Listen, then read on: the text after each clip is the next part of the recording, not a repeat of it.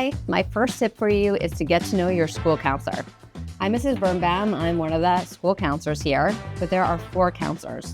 Don't know who your school counselor is?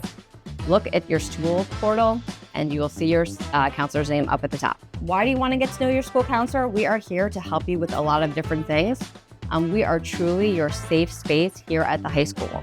Should you need anything, you'll just come on down.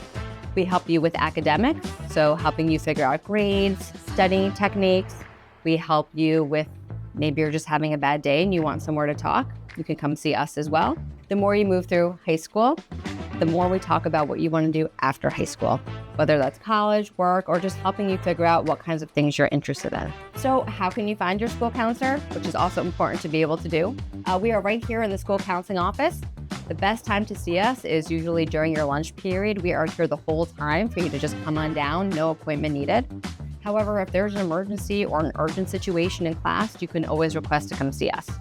Or maybe you just have a quick question. You can always send an email and ask us that question. You're going to get to know your counselor over the 4 years you're here in high school.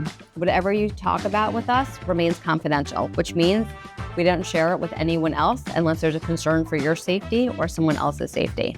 There's one other counselor that you should know about in our department, and that's our student assistant specialist, Mrs. Theodoro. Her role is a little bit different than the 4 counselors that are here.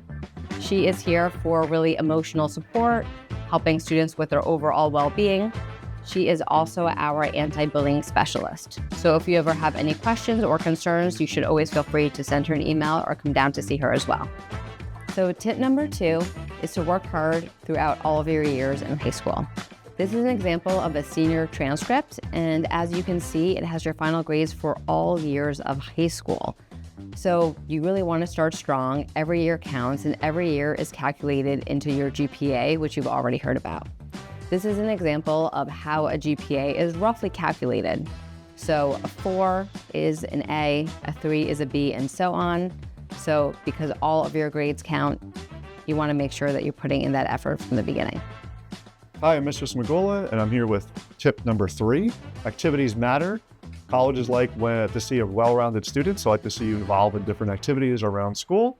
So different ways to do that would be volunteering, getting involved with clubs that we offer here at Nutley High School.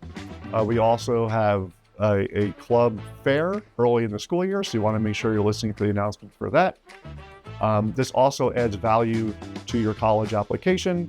Different roles you take, especially in different leadership functions within those clubs, would go a long way. And this is tip 4, start thinking about your interests now. You want to see what you can get involved in that aligns with your interests, different classes you might want to take. This helps you develop different skills and learn about what you might want to do after high school. There is a lot of time, so start thinking about it now and taking different chances in different classes in order to see what you might like later on. Tip number 5, check your email. You want to check your email daily. Teachers are going to send out information through email. Counselors will send out information through email. There'll be opportunities for jobs and volunteering that'll be sent out. And also as you get older in junior and senior year, there's going to be emails from the colleges as well.